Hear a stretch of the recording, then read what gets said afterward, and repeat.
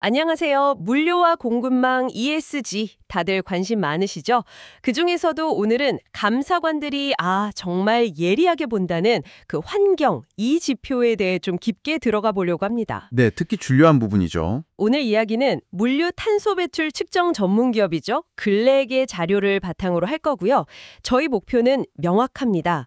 여러분 회사의 ESG 공식, 감사관들이 딱 봤을 때 이거 제대로 했네? 쉽게 만들려면 뭘 봐야 하는지 그걸 확실히 짚어보는 거죠. 그렇죠.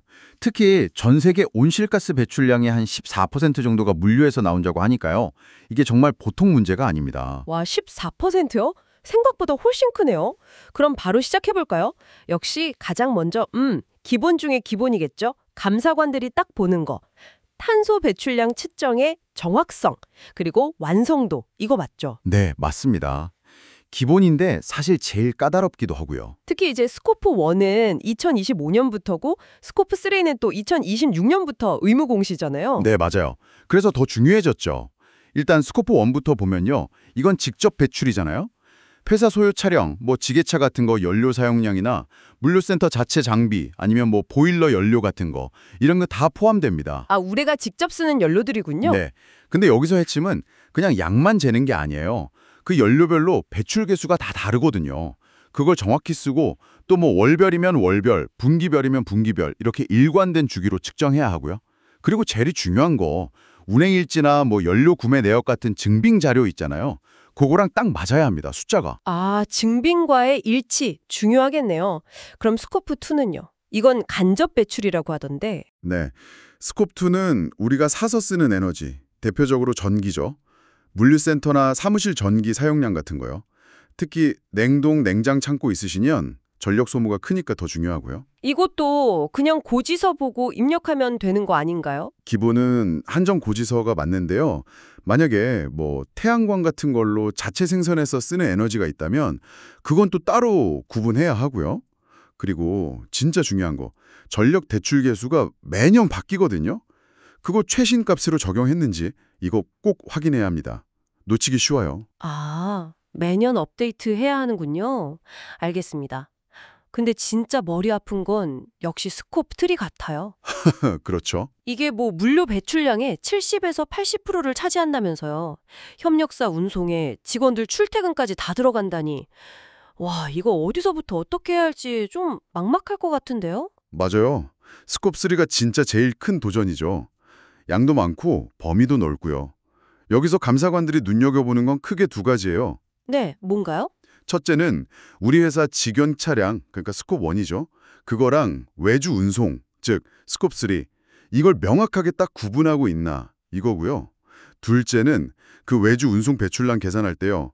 그냥 대충 운송비 얼마 썼으니까 이 정도겠지 이런 추정이 아니라 실제 운송 거리 데이터를 얼마나 쓰고 있나 이걸 봅니다. 거리 기반이요? 네, 가능하다면 차종별 또 짐을 얼마나 실었는지 적재율 같은 거 고려해서 배출 계수 적용하면 더 좋고요. 물론 GPS 추적 시스템 같은 거 쓰면 가장 정확하겠지만 현실적으로 좀 어렵다면 그래도 합리적인 추정 방법론이랑 그 근거 자료를 잘 갖추는 데 중요합니다. 그러니까 완벽한 데이터가 아니더라도 뭔가 체계적으로 접근하고 있다는 걸 보여주는 게 중요하다는 거군요. 네, 정확합니다. 우리는 이렇게 노력하고 있다. 이걸 보여줘야죠. 그럼 측정을 이렇게 정확하게 했다 치고요. 그걸로 끝인가요? 아니면 또 다른 걸 보나요? 당연히 다음 단계가 있죠. 감사관들은 그냥 측정만 잘했네 하고 끝나는 게 아니라 그래서 개선 노력을 얼마나 하고 있나 이걸 보고 싶어 합니다. 개선 노력. 네, 그래서 두 번째 포인트가 바로 에너지 효율성 지표의 신뢰성입니다. 단순히 총량이 줄었다. 이것도 중요하지만 더 중요한 건 얼마나 효율적으로 에너지를 쓰고 있냐. 그리고 그 개선 노력을 숫자로 딱 보여줄 수 있냐? 이거죠. 효율성 지표라면 예를 들어 어떤 것들이 있을까요? 운송 쪽이랑 센터 쪽이랑 좀 다를 것 같은데. 네, 맞아요. 운송 쪽이라면 역시 기본적인 건 킬로미터당 연료 얼마나 썼나, 즉 LKM 같은 거겠죠. 근데 더 중요하게 보는 건 화물 1톤을 1km 옮기는데 탄소가 얼마나 나왔나, 즉 톤 킬로미터당 배출량, CO2 킬로미터 톤. 이게 핵심 지표 중 하나예요. 톤 킬로미터당 배출량. 그게 효율성을 더 잘 보여주겠네요. 그렇죠. 그리고 적재율 개선 노력도 중요해요. 빈 차로 왔다 갔다 하는 거 줄이는 게 결국 효율이니까요. 물류센터 쪽이라면 단위 면적당 전력 사용량, 킬로와트 제곱미터나 아니면 처리 물동량 대비 에너지 사용량, 킬로와트 아워톤 같은 걸 볼 수 있겠죠.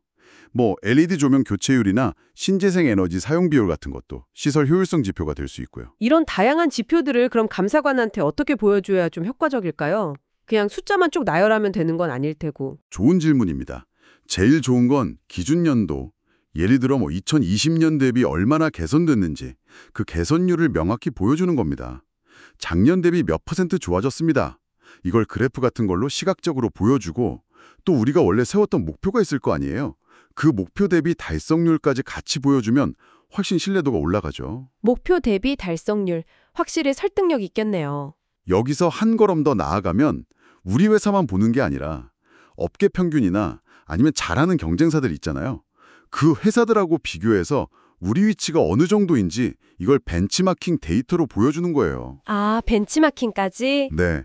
그렇게 하면 이 회사가 그냥 자기들끼리 좋다고 하는 게 아니라 객관적으로 자기 수준을 알고 있구나. 이렇게 평가받을 수 있습니다. 네, 확실히 신뢰성을 높이는 방법이겠네요.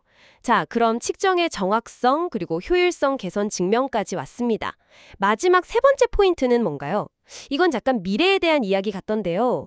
친환경 물류 전략의 구체성이라고 좀 막연하게 들릴 수도 있을 것 같아요. 네, 맞아요. 그래서 구체성이랑 실현 가능성 이게 딱 붙는 거죠.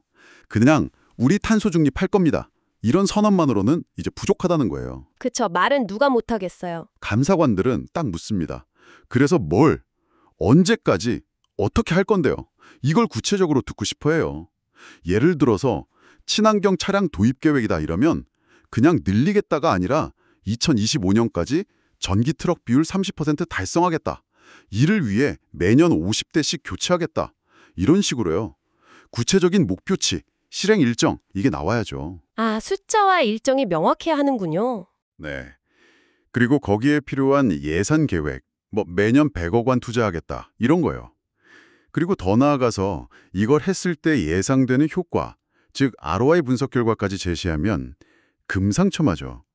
이 회사는 정말 이걸 비즈니스로 보고 제대로 하려는구나 하고 인정받는 겁니다. ROI까지. 확실히 그냥 구호가 아니라 실제 경영 전략으로 보고 있다는 증거가 되겠네요. 스마트 물류 시스템 도입 같은 것도 마찬가지겠고요. 맞습니다. 어떤 시스템을 도입할 건지, 예상 투자 비용은 얼마고, 이걸로 에너지 효율이 얼마나 개선될 걸로 예상하는지, 이런 구체적인 계획과 근거가 필요합니다. 결국 다 들어보면 이게 그냥 보고서를 위한 보고서가 아니라 실제 행동 계획을 보여달라는 거네요. 근데 이 모든 과정에서 데이터 관리가 진짜 중요할 것 같아요. 말씀하신 것처럼 증빙도 맞춰야 하고 추이도 보여줘야 하고 특히 물류는 변수도 많잖아요. 정말 핵심을 짚으셨습니다. 데이터 품질 관리가 모든 것의 기초이자 시작입니다. 일단 매달 누가 어떻게 어떤 데이터를 모을 건지 그 프로세스를 명확하게 딱 정립해야 하고요. 그리고 내부적으로 그냥 담당자 혼자 하는 게 아니라 상급자가 승인한다든지 다른 부서랑 교차 검증을 한다든지 이런 내부 통제 시스템이 꼭 필요합니다. 그래야 오류를 줄일 수 있거든요. 내부 통제 중요하죠. 네. 그리고 나중에 제3자 외부 검증 받을 때를 대비해서 관련 증빙 자료들, 아까 말씀드린 운행일지, 고지서, 구매 내역 같은 거요.